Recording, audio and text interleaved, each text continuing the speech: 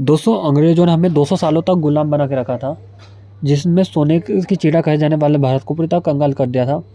पर दोस्तों आज के वीडियो हम आपको बताने जा रहे हैं कि आखिर क्या होता अगर अंग्रेज़ भारत ना आते। दोस्तों उसके कुछ फ़ायदे बताने वाले हैं और कुछ नुकसान भी, तो दोस्तों वीडियो अंत तक ज़रूर देखिएगा।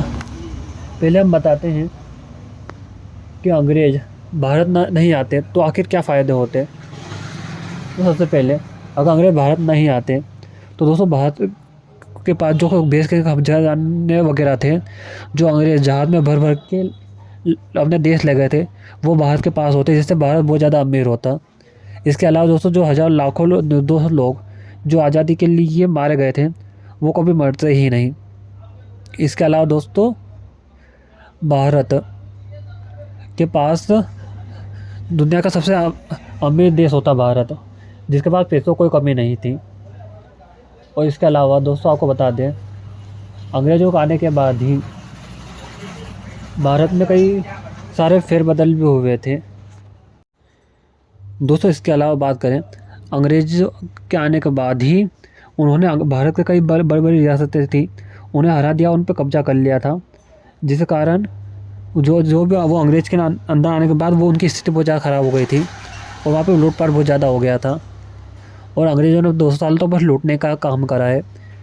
दोस्तों आज के समय उन्होंने लगभग 45 ट्रिलियन डॉलर, जो कि अमेरिका की कुल जीडीपी से भी ज़्यादा, डबल से ज़्यादा है, वो अंग्रेज़ लूट के चले गए थे। वो सभी भारत के पास होता। इसके अलावा भी अंग्रेज़ ने बस भारत से लूटने का काम ही करा है। और दोस्तों अगर अंग्रेज़ नहीं आते, कश्मीर दुनिया का सबसे बड़ा वो ट्रेवलर स्पॉट होता है, जहाँ लोग स्विट्ज़रलैंड जाते हैं, उसकी जगह लोग स्विट्ज़रलैंड की जगह कश्मीर आते हैं।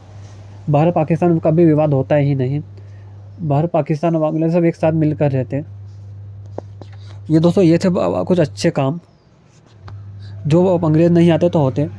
और दोस्तों बात करते हैं कुछ ऐसी चीज़ों के बारे में जो अंग्रेज़ों के आने के बाद हुआ है, मतलब यानी अंग्रेज़ों के एक तरह से अच्छे कामों के बारे में बता दें कि अंग्रेज़ों आने के बाद क्या वो अच्छे काम हुए हैं। चलिए दोस्तों शुरू करते हैं।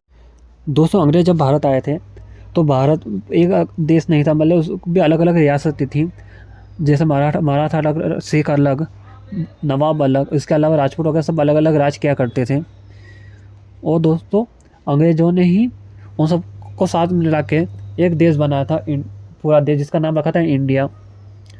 दोस्तों अगर अंग्रेज़ भारत नहीं आते तो भारत ऐसे ही टुकड़ों में बटा हुआ रहता, लेकिन अंग्रेज़ के आने के बाद वो एक हुआ था। भले ही वो सरदार पटेल ने करा था, लेकिन अंग्रेज़ों ने सब पे राज करा, जिस कारण वो सभी अंग्रेज के अधीन ही थे।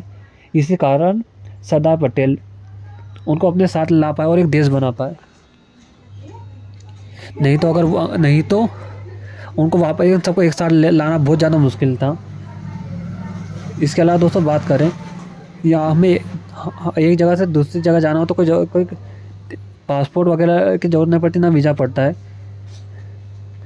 लेकिन अगर अंग्रेज़ नहीं आते तो हमें हर जगह जाने के लिए पासपोर्ट और वीज़ा ज़रूरी हो जाता। और यहाँ पे डेमोक्रेसी कभी आ ही नहीं पाती। यहाँ पे राजतंत्र ही चलता, राजा का बेटा ही राजा बनता और दूसरा जो आम आदमी है वो कभी आगे बढ़ ही नहीं पाता। दोस्तों भारत की डेमोक्रेसी दुनिया की सबसे बड़ी डेमोक्रेसी भी है, वो भी इसी कारण देश आगे है। लेकिन दोस्तों अगर राजतंत्र होता तो यहाँ पे पूरी तरह राजा महाराजा का ही काम चलता और पुराने नियम कानून चलते, कभी भारत की डेमोक्रेसी आती ही नहीं। और अंग्रेज़ों ने भले लूटपाट करा पर उन्होंने काम भी करा, उनके बनाए हुए बिल्डिंग वगैरह और रेलवे आज भी लोगों को काम आ रहे हैं। इसके अलावा अंग्रेज़ों ने भारत में कई सारे ब्रिज वगैरह और बिल्डिंग भी बनी थी, जो आज भी लोगों को काम आ रही है।